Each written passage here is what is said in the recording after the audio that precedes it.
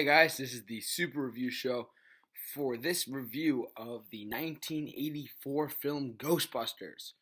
Yes, Ghostbusters. With all this Ghostbusters news floating around, I figured I would do a review of the 1984 classic Ghostbusters. Yes, Ghostbusters. I don't know.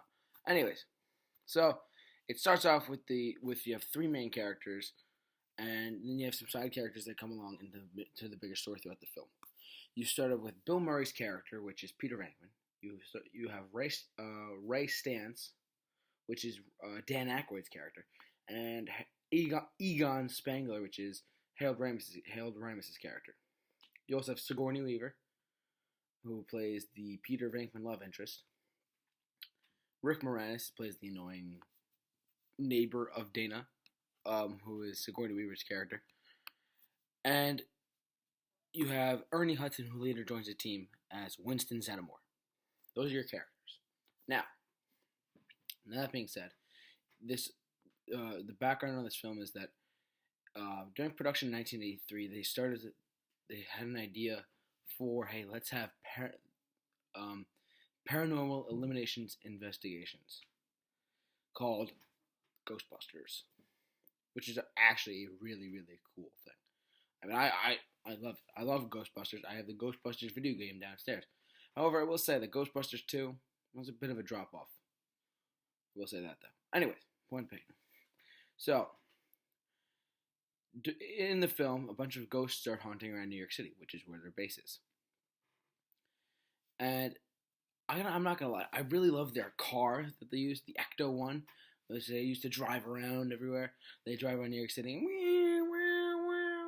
and they go around and they save people and they stop ghosts. And one of the things that makes this film such a great film is that it's a comedy. It's at the same time of a small letters horror / comedy / small letters action film. Who would have thought that you could integrate comedy with horror together in one film? Who would have thought? It's also a very sci-fi-ish film. I mean, these three doctors have their own business called Ghostbusters. They also where they put the ghosts when they're done, they put them in a storage unit in the wall in their firehouse, which is their base. And in this storage unit is just unlimited amounts of storage for all these ghosts that have been running around. So after you catch them in the trap, your proton pack, and there you go. After that, they put the trap in. The ghost is released into the storage wall, and they pull the trap out, and they're ready to go catch more ghosts. Woo!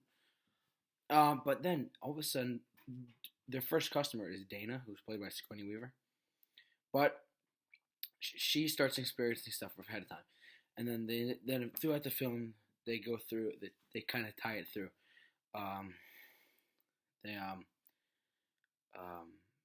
Peter Venkman, Bill Murray's character, Peter Venkman, starts to understand that her building was slightly designed after Sumerian artwork, and it's supposed to channel the infamous Gozer the Gozerian into our world.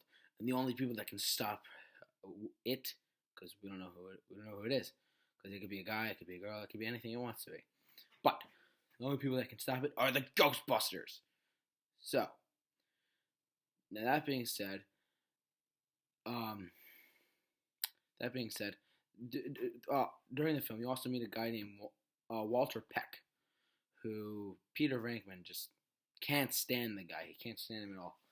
So he's a lawyer that represents the EPA, the Environmental Protection Agency of the federal level of government, not the state, not the town, but of the federal government. Yes, that is truly incredible. He wants to shut the Ghostbusters down. Therefore, he shuts off their containment grid, lets all the ghosts they catch free into New York City. Now they're causing mass hysteria everywhere. But luckily, all the Ghostbusters go to the source of the problem, Dana Barrett's apartment building. They work their way up.